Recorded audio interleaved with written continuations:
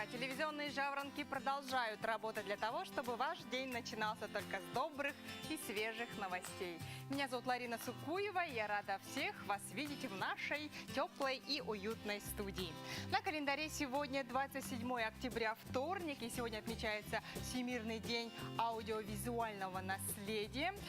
Также в этот день календаря дали первый комедийный спектакль в первом в России выстроенном здании, которое выстроили специально для театральных представлений по указу царя Алексея Михайловича. Случилось это в 1672 году, а спустя 280 лет в этот же день календаря было впервые применено радиационное облучение для борьбы с раком. Также в этот день календаря 27 октября довольно богато на дни рождения. Например, сегодня день рождения отмечает, в этот день родился мореплаватель Джеймс Кук, скрипач Никколо Паганини и наш композитор Александр Варламов, Теодор Рузвельт, один из президентов США, биолог Иван Мичурин, герой Советского Союза Виктор Талалихин и Людмила Павличенко, ну и актеры, конечно, Лидия Русланова, Михаил Жаров и Николай Караченцев. Интересно, молодежь знает эти имена или нет? Может быть, хотя бы Ванессу Мэй знает. Сегодня у нее тоже день рождения. Может быть, у вас сегодня памятная дата. Пишите нам об этом. Наш WhatsApp номер прежний 8 914 279 2262. Всегда приятно начинать день с поздравлений, с приятных слов, пожеланий и так далее. Пишите. Ну а теперь по традиции давайте обратимся к синоптикам и узнаем, какую погоду они нам сегодня обещают. Прогноз погоды на канале НВК Саха. Итак, сегодня в 6 часов утра в центральных улусах температура воздуха составила минус 7, минус 9 градусов. Днем ожидается минус 5, минус 7. В Заречье утром было минус 8, минус 14. Днем ожидается 4-8 градусов со знаком минус. На юге в 6 часов утра температура воздуха составила минус 6, минус 8. Днем ожидается почти такая же температура, минус 7, минус 8. В Вилюйской группе улусов минус 12, минус 15. Это утренняя температура, а днем воздух там прогреется до минус 6 градусов. В Нижнеленских улусах минус 9, минус 19. Это температура утром, а днем ожидается минус 12, минус 18 градусов. 21 – это 6-часовая температура.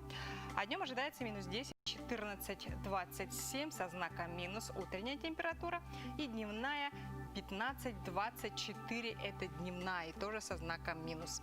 В городе Якутске в 6 часов утра температура воздуха составила минус 8 градусов. Атмосферное давление 754 миллиметра ртутного столба. Ветер северо-западный 4,9 метров в секунду. И днем ожидается минус 6, минус 8 градусов.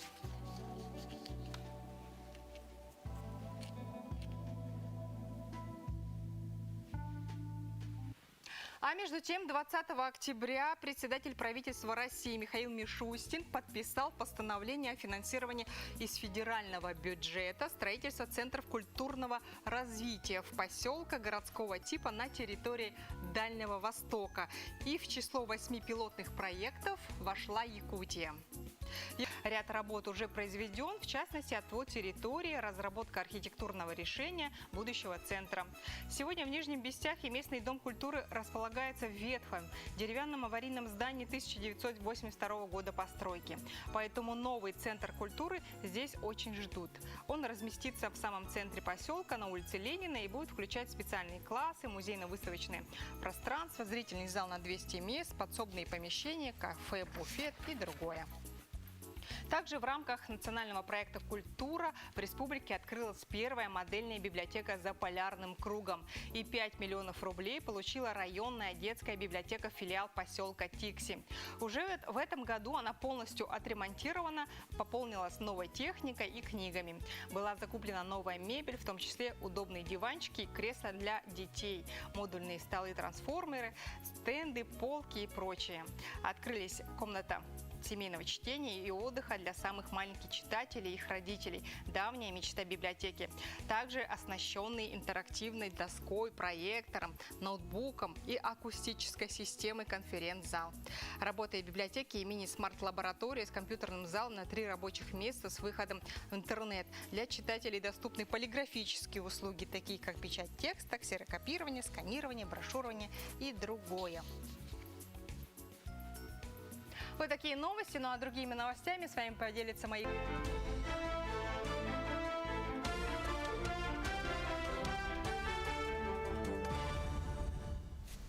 Средства и оборудование для лечения коронавирусной инфекции. Он обратил внимание, что сроки тестирования, когда анализы прибывают в лабораторию и возвращаются обратно, достигают 7, а то и 8 дней. Разворачивать дополнительные лаборатории, либо обеспечивать быструю транспортировку. Сроки тестирования не должны превышать 3 дней, заявил полпред.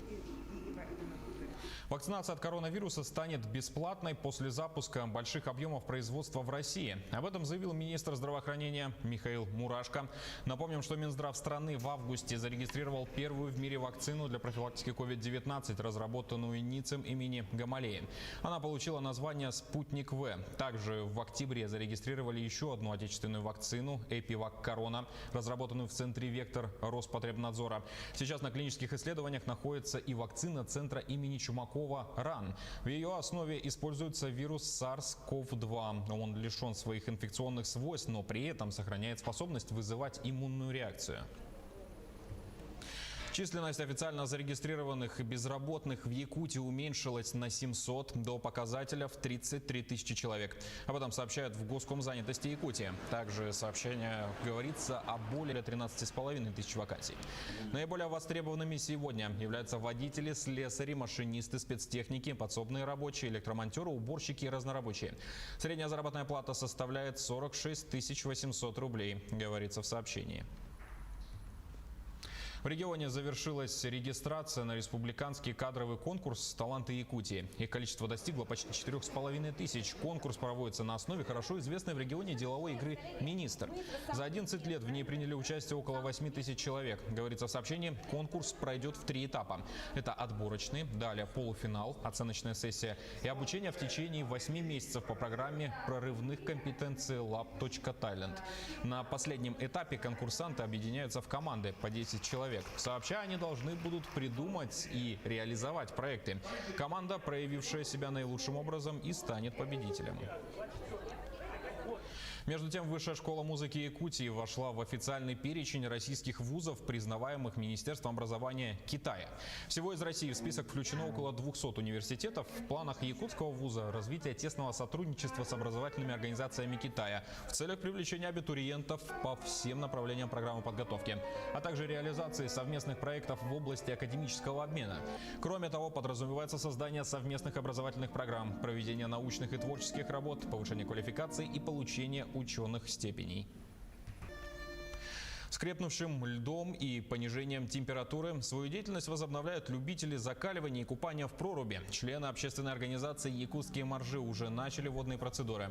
По их словам, такое купание закаляет тело и дух, повышает иммунную систему, укрепляет здоровье в общем. Однако противопоказано людям, которые страдают сердечно-сосудистыми заболеваниями. Ну, настроение, конечно, повышается. Сюда идешь с радостью. Утром просыпаешься, идешь сюда. И потом собрались такие люди, которыми очень интересно общаться. С ними мы почти уже больше года и как семья. И вообще по организму, если так посмотреть, то по организму бодрость, свежесть. Я сама не замечаю, но другие люди говорят, что молодеем, можно так сказать. Всероссийская акция «Ночь искусств» пройдет онлайн. Якутян к участию призвала Национальная библиотека республики.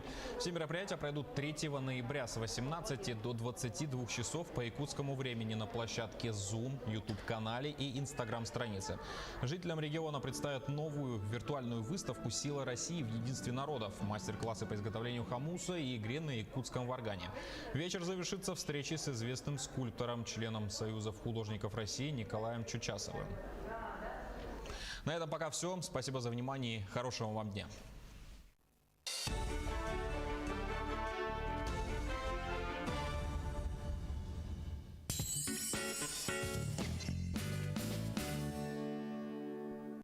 Горячая распродажа холодильников. В Техноторге цены тают. Так, например, холодильник 180 сантиметров за 19 900 рублей. В торговом доме Сербике супер грандиозные скидки. Только в июле. Только для вас. Торговый дом Сербике.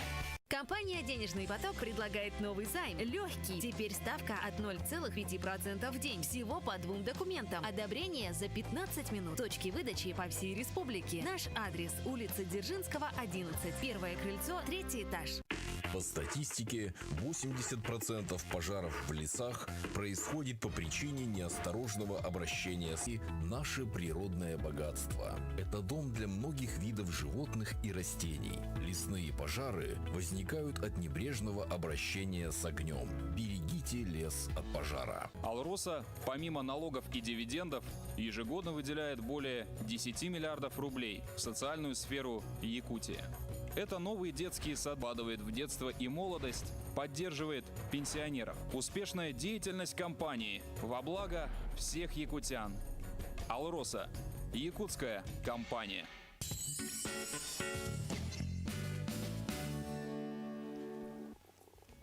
С прошлой недели в нашей республике стартовала акция «Жизнь без алкоголя. Залог успеха». Ее организовала прокуратура Якутии совместно с Министерством по делам молодежи и социальным коммуникациям. Также в этой акции участвуют и другие ведомства.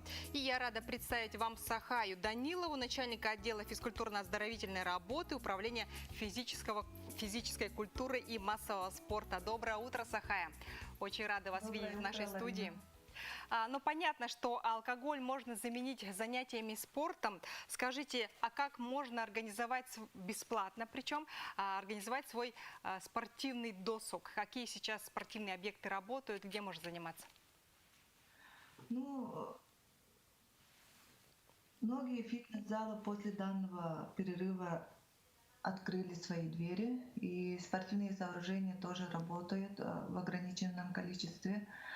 Там, то есть спортивные сооружения, где есть кардиозалы и тренажеры.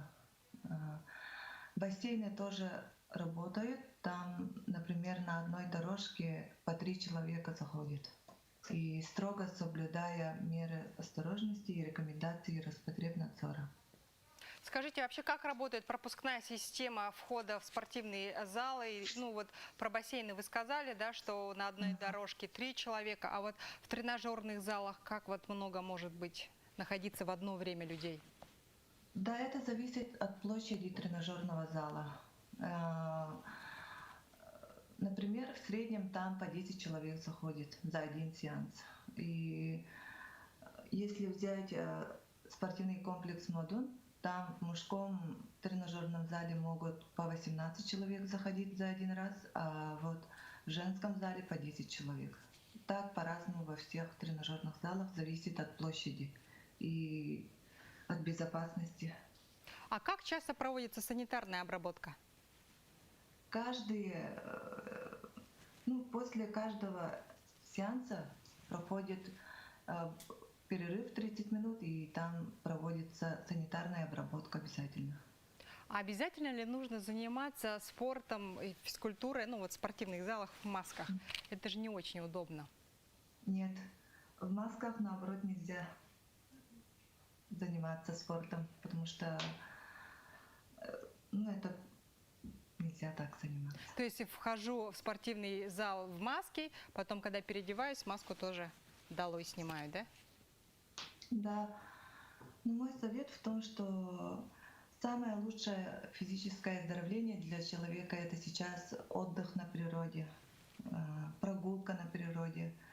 Пешие походы сейчас очень популярны для многих людей. Каждые выходные стараюсь выходить на природу с друзьями, с семьей, чтобы освежиться, зарядиться энергией и для физической подготовленности.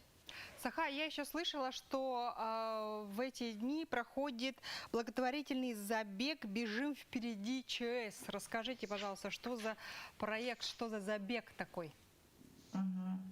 Это большой благотворительный забег, который запустил Красный крест, это называется «Бежим впереди чрезвычайных ситуаций» месяца и длится и заканчивается 22 мая в городе Москве в следующем году. Но этот забег, я так понимаю, всероссийский, то есть в нем можно принимать участие не только в Москве. Этот забег онлайн проводится, и они заходят, любой желающий может пройти регистрацию на сайте rec.place, и там выбирает свой комфортную беговую дистанцию. Там начинается от 5 километров до 21. Это для взрослых, а для детей 500 метров. И там разные взносы оплачивают. То есть потом они регистрируются в мобильном приложении Starva, где там отслеживается их дистанция. А каким образом нужно будет отчитываться, поскольку все-таки забег проводится онлайн, да?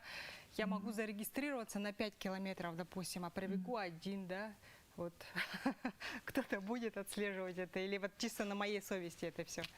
Нет, это на сайте, если вы проходите регистрацию, там на сайте вы входите имя, фамилия, выбор дистанции, регион и так далее. И время, результат тоже там виден. Ага. Ну, благотворительный забег. Получается, что за участие в этом проекте нужно оплатить какие-то взносы. И куда... Отправляются по почте стартовые рюкзаки, взрослым баллон, взрослым футболки, там, рюкзаки, а вот детям дождевик и бутылка для питья воды. Угу. Что ж, огромное спасибо, Сахая, за участие в нашей утренней программе. Я желаю вам удачи и хорошего дня. А я напоминаю, что у нас на связи была Сахая Данилова, начальник отдела физкультурно-оздоровительной работы Управления физической культуры и массового спорта.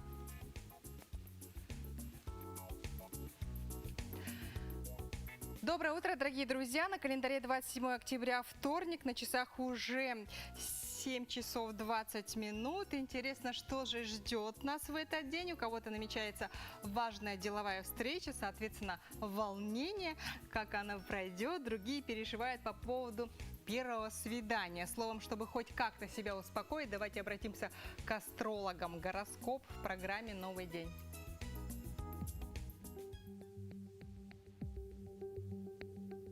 Овен.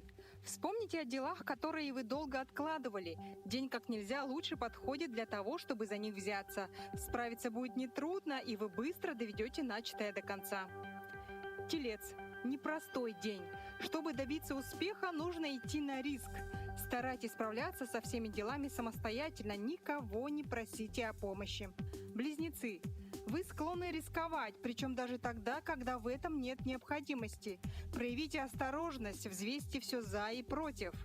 Рак. Веселый, интересный день. Вы можете оказаться участником головокружительных приключений и невероятных событий. Беритесь за новые дела.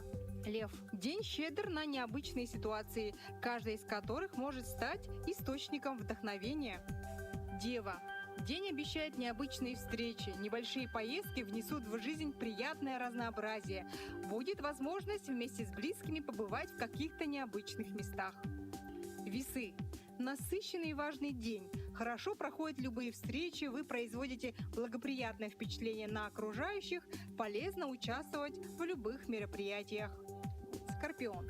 Совсем без неприятных моментов день не обойдется. Возможно, разногласия с близкими, споры, но такие проблемы носят временный характер. Стрелец.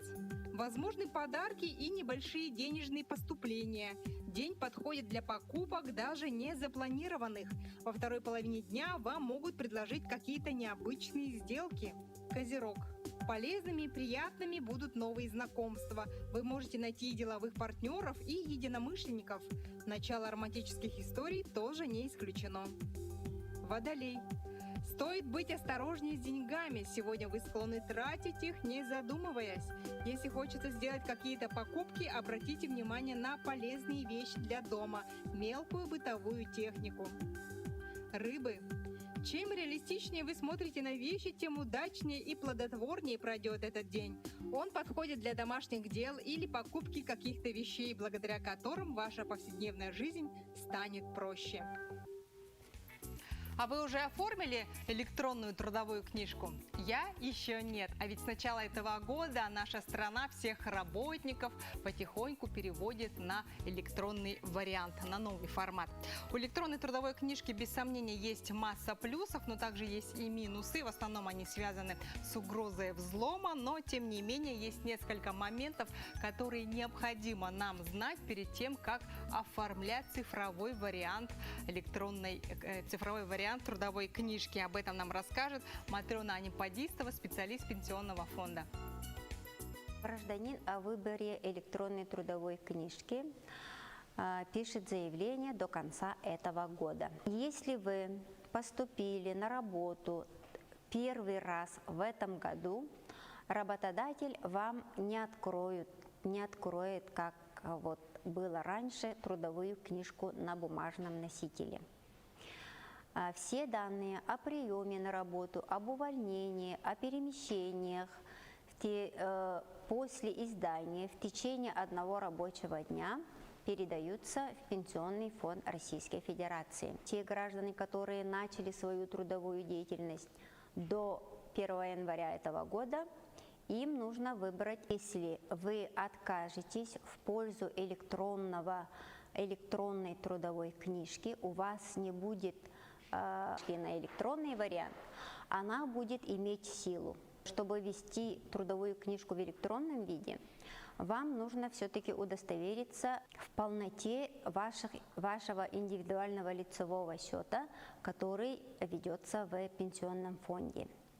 Вам нужно запросить, если эти сведения разнятся или там неполные сведения, то вы можете обратиться, если вы состоите в трудовых отношениях, к работодателю, чтобы он в бумажном виде вашу трудовую книгу с тем, чтобы те сведения, которые у вас есть в бумажном виде, перевели в электронный вариант. Если вы перейдете на электронную трудовую книжку, все сведения будут храниться в электронном виде в базах, в информационных базах Пенсионного фонда.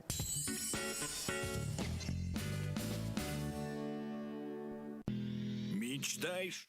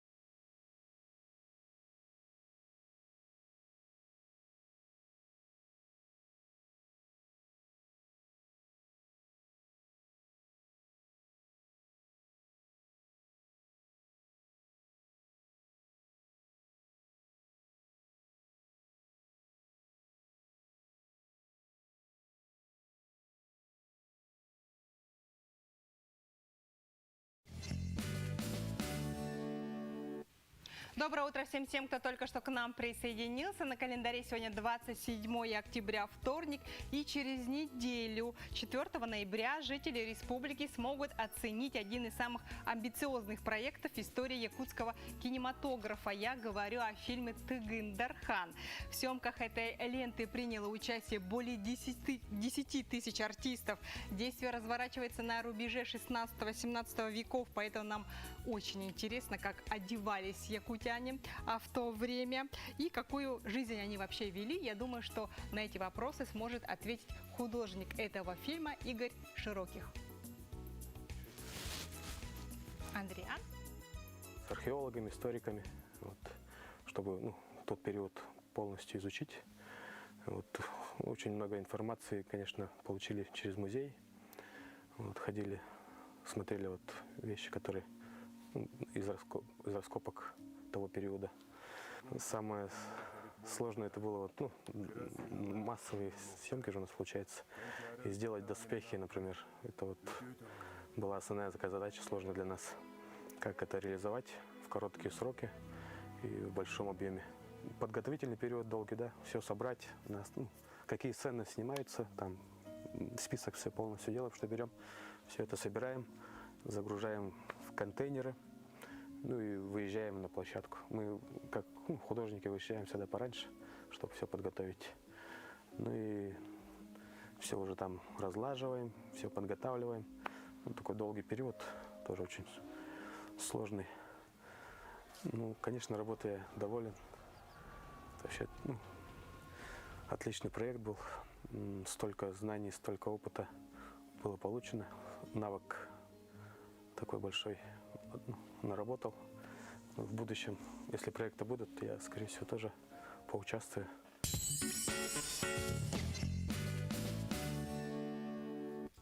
Действительно, тема Тыгын-Дархана очень интересная, любопытная, а ведь это реальный персонаж. И с моими словами, я думаю, согласится наш сегодняшний гость. Это доктор исторических наук, тыгыновед и консультант этого фильма Андриан Борисов. Доброе утро, Андриан. Очень рада вас видеть в нашей студии. Скажите, кто такой вообще Тыгын-Дархан? Действительно ли он жил на рубеже 16-17 века? То есть это реальный персонаж, да?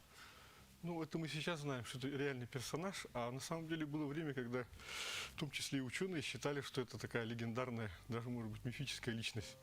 Потому что если обратиться к его, о нем, на легендах, которые сложены, то там Тыгын рисуется не иначе, как богатырь такой, наверное, похожий на героя из эпоса. И поэтому даже некоторые ученые полагали, что это такой легендарный персонаж. Но исторические документы очень скупо, но так все-таки оставили свидетельство о том, что действительно это был такой реально живший кангаласский князь, который причем оказал первую встречу русским землепроходцам. Поэтому в этом смысле это очень интересная такая привлекательная личность. А за что он выступал? Чем он, каково его значение для якутского народа? Если опять-таки обратиться сначала к легендам, то там Тыгын рисуется как якутский царь. То есть у него имя такое, его звали Тыгын, но его не иначе называли как Саха Мунгур Ирахтагты, то есть абсолютный такой правитель якутов. Гигант, такой очень сильный, очень такой могучий человек. Во-первых, в такой ипостаси он запомнился, что у него большая семья, у него сыновья-богатыри, и он одерживает победы над своими противниками. Так? Когда ученые специально стали заниматься этим вопросом, например, такие известные, как Ксенофонтов, академик Окладников, они все-таки пришли к выводу, что это, видимо, какие-то были политические процессы. То есть он пытался объединить якутские улусы, и тогда были улусы якутские. И если посмотреть с точки зрения истории того времени вообще, это же конец 16-го, начало 17 века, если мы посмотрим панораму такую, мировую историю, мы там видим, что несколько крупных держав начали как-то бороться за сферы влияния, возникли большие империи, например, Цинская империя, или на Западе Англия, Франция начали захватывать колонии, и в том числе русское государство тоже раздвигало свои границы. И поэтому небольшие народы, как якуты, они, конечно, решали вопрос, как же быть в такой ситуации. то ли присоединяться, то ли воевать, то ли как, да. Но в любом случае какие-то вот политические процессы происходили. А каким был народ, какие были якутяне, которые проживали вот в то время? Ну вот я думаю, что создателям фильма-то как раз и удалось показать это, ну, если не в полной мере, то, по крайней мере, близко к этому. Потому что они использовали материалы раскопок, в том числе вот знаменитая международная экспедиция сахо-французская. Ага. То есть вот те вот находки, например, детали одежды, там, вооружение, бытовые предметы, они полностью были вот именно скопированы. Воссозданы, да? Да. И вот в этом смысле, я думаю, тоже будет интересно посмотреть этот фильм. Да, действительно любопытно. А вообще, какова история создания этого фильма? Ну, вначале, как вот уже говорили, был создан роман нашего народного писателя Далана Тагандархан. Затем Министерство культуры республики провело конкурс, это уже лет 5-6 назад было, на съемку именно такого широкомасштабного фильма, такого уровня.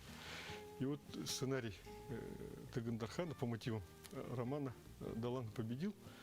И наш известный режиссер Никита Ржаков взялся вот за этот фильм. И вот он и пригласил в том числе и консультантов в этот фильм. Сразу обращу внимание, что он задействовал очень много консультантов. Ну а в чем заключалась ваша роль вот как консультанта? Ну, наша роль-то была, в общем-то, ознакомить режиссерскую, значит, команду, съемочную группу именно с теми историческими, значит, сведениями и вообще, как запечатлелся вообще образ Тыгына, какое он значение имеет. Ну и как-то вот, чтобы они погрузились в эту обстановку, в том числе мы рассказывали, как проходят вот экспедиционные вот поездки, да, то есть какие находки были, да. То есть вот такого. А вы выезжали на съемки сами лично? Ну вот, смотрели, да, как все происходит? Да, было, конечно. И этот был момент, я считаю, самый такой, наверное, помечательный. Захватывающий. Да, Вы, наверное, конечно. с нетерпением ждете премьеры конечно. этого фильма.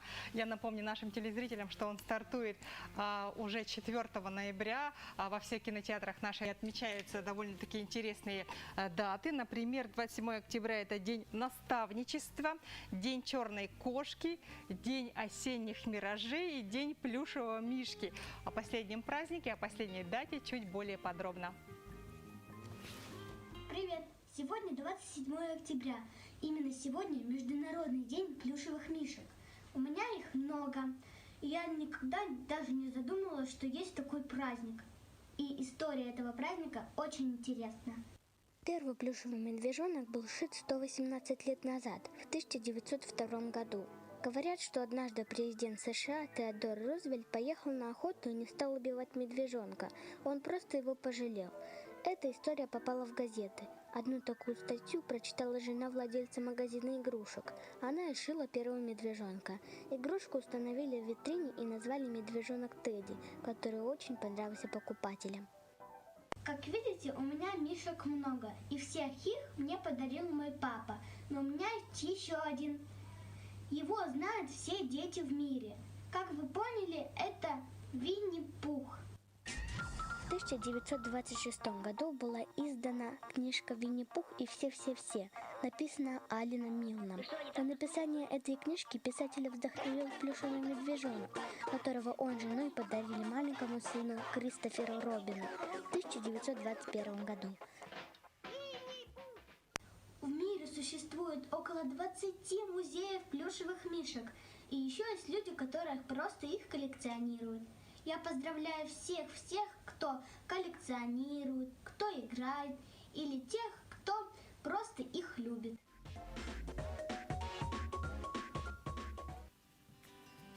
А между тем в эти дни стартовал конкурс эссе среди школьников «Знанием победишь». Этот конкурс – именная стипендия первого президента нашей республики Михаила Николаева. И более подробно об этом проекте нам расскажет ректор Малой академии наук нашей республики Василий Павлов. Доброе утро, Василий Климович. Очень рада вас Доброе видеть. утро. Скажите, пожалуйста, как в этом году будет проводиться этот конкурс? Ну, естественно, в этом году этот конкурс проводиться у нас будет дистанционно. Мы объявили этот конкурс, он очень интересный, он впервые будет. У нас проводится этот конкурс на английском языке. Ребятам мы предлагаем написать сочинение. Тема такая: «Будущее Якутии и моя роль в нем». в ней. Да? И это очень интересно, потому что мы хотим найти и понять тех ребят, которые могут очень красиво, логично и интересно рассказать об этом на английском языке. Потому что, как мы знаем, английский язык является языком науки. И в 2002 году наш первый президент Михаил Ефимович Николаев учредил свою именную стипендию, называется «Знанием победишь».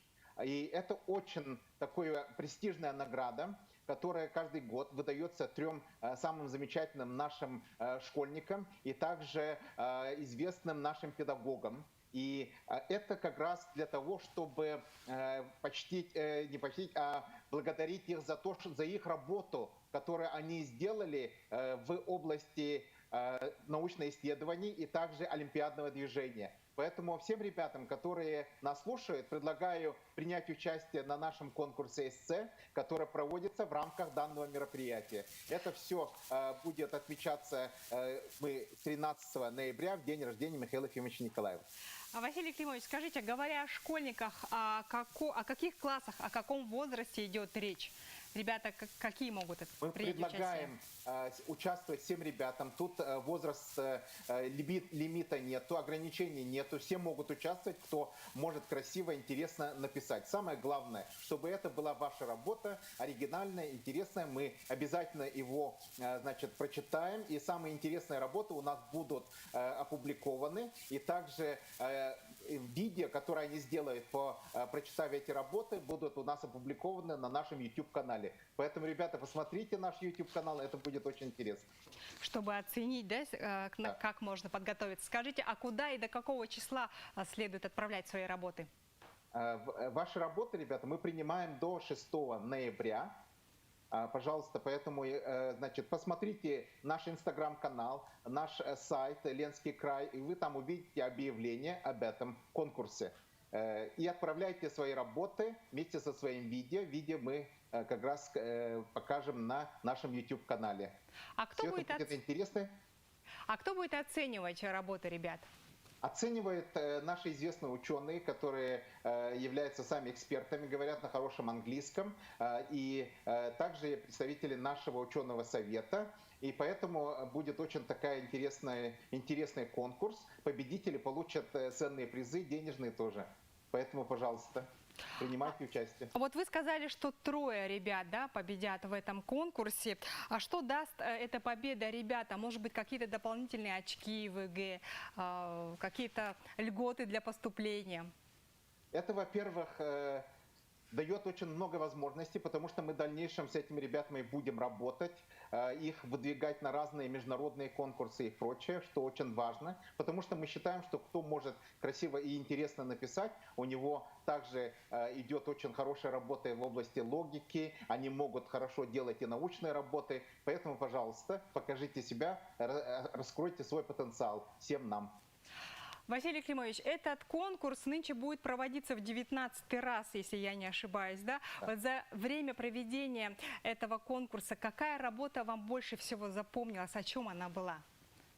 Да. Что касается самого конкурса стипендий, да, это стипендии, которые мы даем ребятам, получившим наибольший успех в области научных исследований и также в области олимпиадного движения. И всегда у нас есть ребята, которые показали удивительно красивые вещи. Например, в прошлом году у нас Илья Сисько, который сейчас поступил в Бауманский университет, наш известный. Его работы тоже очень высоко оценены. Сейчас он делает интересные работы, которые могут даже претендовать на определенные патенты, и будучи уже студентом. То есть у нас много ребят, которые уже показали себя и сейчас учатся в известных университетах России и очень активно продвигают себя и свою научную деятельность, участвуя в разных интересных проектах. Василий Климович, а работа какой должна быть по протяженности, по масштабности, большой или малой? Что касается эссе на английском языке, максимум должно быть 500 слов. но может быть меньше, да, 200-300. Пожалуйста, ребята, так что не бойтесь, пишите, потому что очень важно все это нам оценить и посмотреть. Вам тоже будет очень интересно. Василий Климович, давайте напомним нашим телезрителям, нашим юным телезрителям, до какого числа нужно отправлять работы и на каком сайте все это оставлять. Да. Значит, у нас все это объявление висит на сайте Ленский край, также на нашем инстаграм-канале, также это есть на нашем YouTube-канале. И эти все работы мы будем принимать до 6 ноября по Google форме, которая там имеется ссылка. Поэтому, ребята, активно участвуйте. Что ж, огромное спасибо за такую познавательную информацию сегодня с утра. Я думаю, что будет много откликов от наших юных телезрителей и будет поступать много работ на английском языке, хотя и мне кажется, так это трудно, ну для меня трудно. Пожелаю вам удачи и спасибо ребятам большое. тоже. Я напоминаю, что сейчас у нас на связи был ректор Малой академии наук нашей республики Василий Павлов. Ну а сейчас мы уходим на короткую рекламную паузу. Не переключайтесь, ну и не забывайте, дорогие друзья, что мы для вас работаем только в прямом эфире. Наш WhatsApp номер прежний 8 914 279 2262. Отправляйте свои сообщения.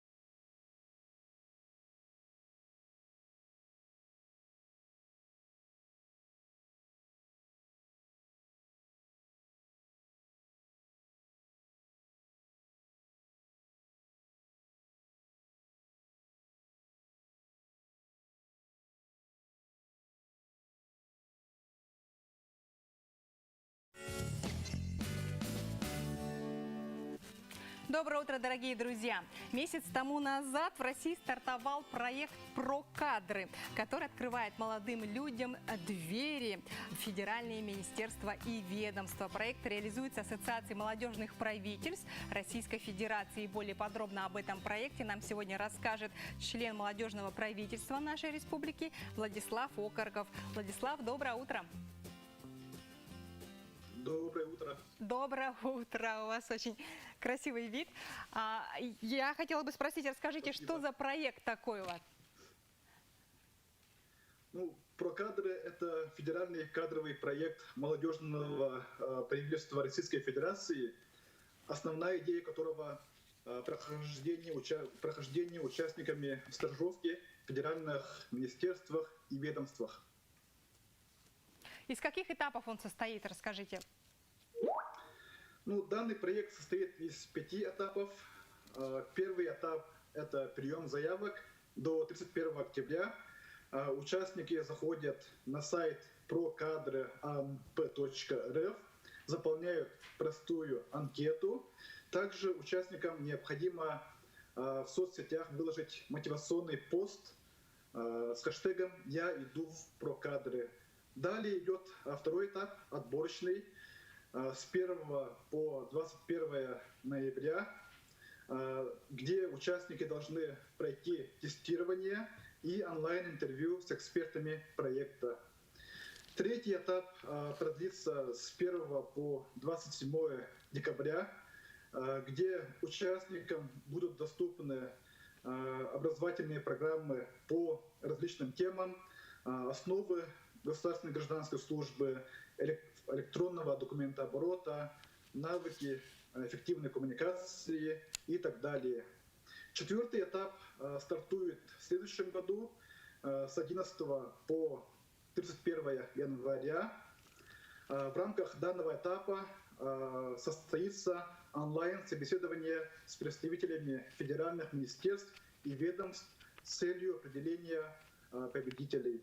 И финальный этап – сама стажировка. Она пройдет с 15 февраля по 15 марта.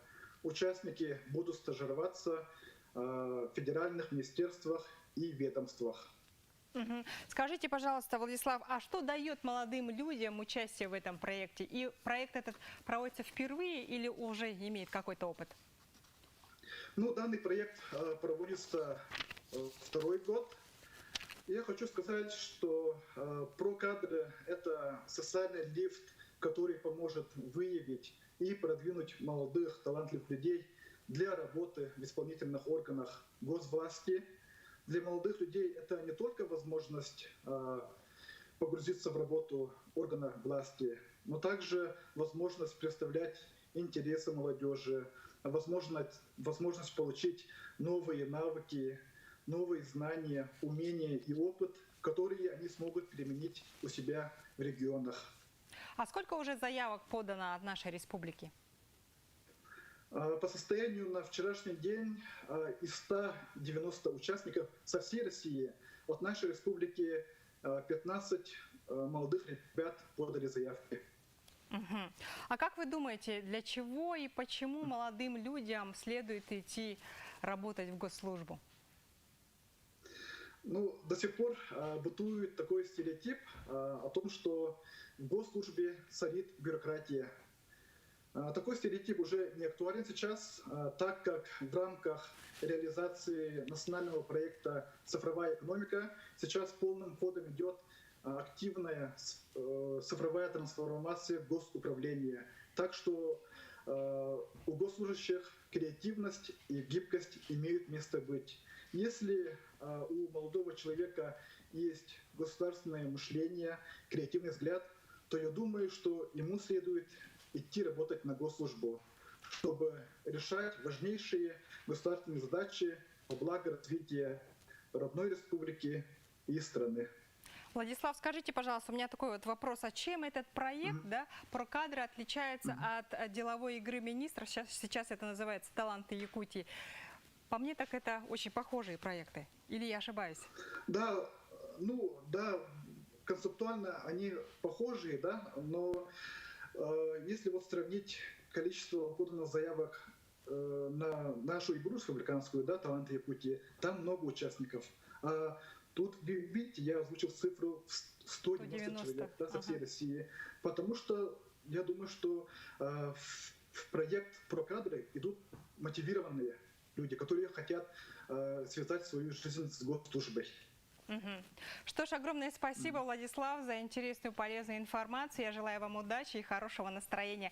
А я напоминаю, дорогие друзья, что сейчас у нас на связи был Владислав Окарков, член молодежного правительства нашей республики. Принимайте участие в конкурсе «Прокадры».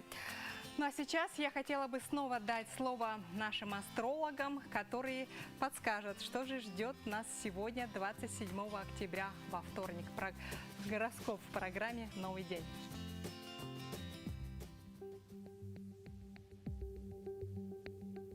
Овен. Вспомните о делах, которые вы долго откладывали. День как нельзя лучше подходит для того, чтобы за них взяться. Справиться будет нетрудно, и вы быстро доведете начатое до конца. Телец. Непростой день. Чтобы добиться успеха, нужно идти на риск.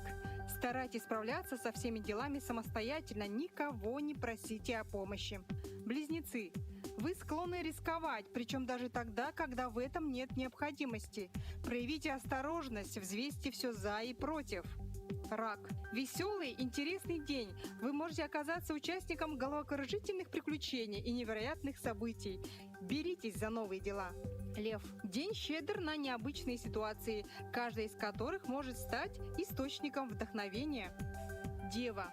День обещает необычные встречи, небольшие поездки внесут в жизнь приятное разнообразие. Будет возможность вместе с близкими побывать в каких-то необычных местах. Весы. Насыщенный и важный день. Хорошо проходят любые встречи, вы производите благоприятное впечатление на окружающих, полезно участвовать в любых мероприятиях. Скорпион.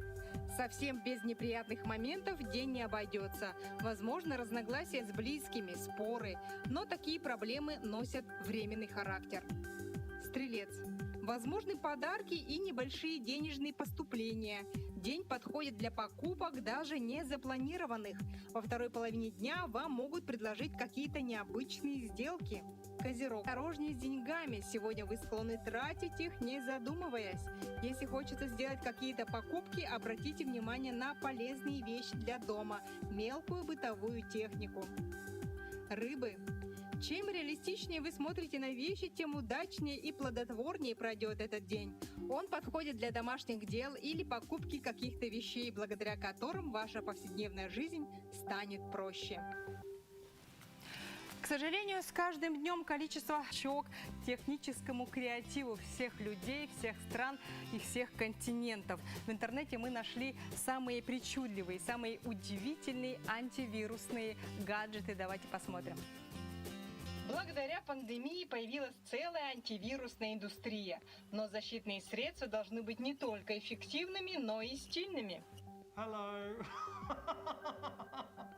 Мрачная маска больше не скроет вашу улыбку. Программисты придумали, как передавать эмоции с помощью светодиодов. Они вшиты в аксессуар, реагируют на голос и управляются через смартфон. Но это еще не самое оригинальное коронавирусное изобретение. Принимают от удивления и ставят лайки техническому прогрессу. Но скептики убеждены, что в дезинфекции нуждается не только окружающая атмосфера. Но сегодня и для этого имеется отдельный гаджет.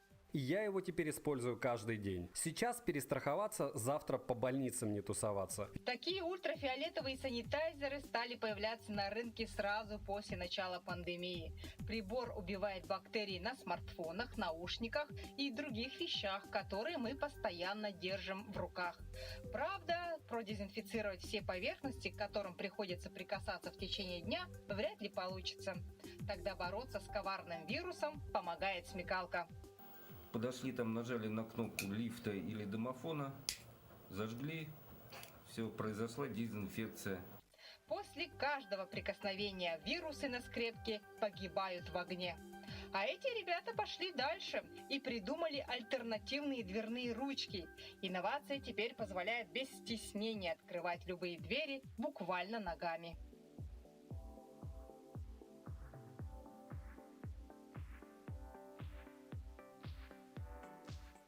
А жительница Канады Кэролайн Эллис не смогла оставить маму без поздравлений в День матери. Но из-за пандемии обниматься может быть опасно, особенно для пожилых людей, входящих в группу риска. Тогда Эллис придумала специальное приспособление для бесконтактных обнимашек.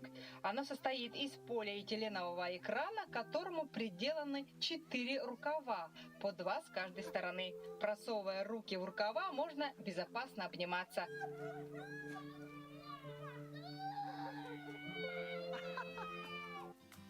Друзья, сейчас реклама. Через несколько мгновений встречайте моих коллег Нергуяну и Романа. Ну а я всем желаю доброго утра.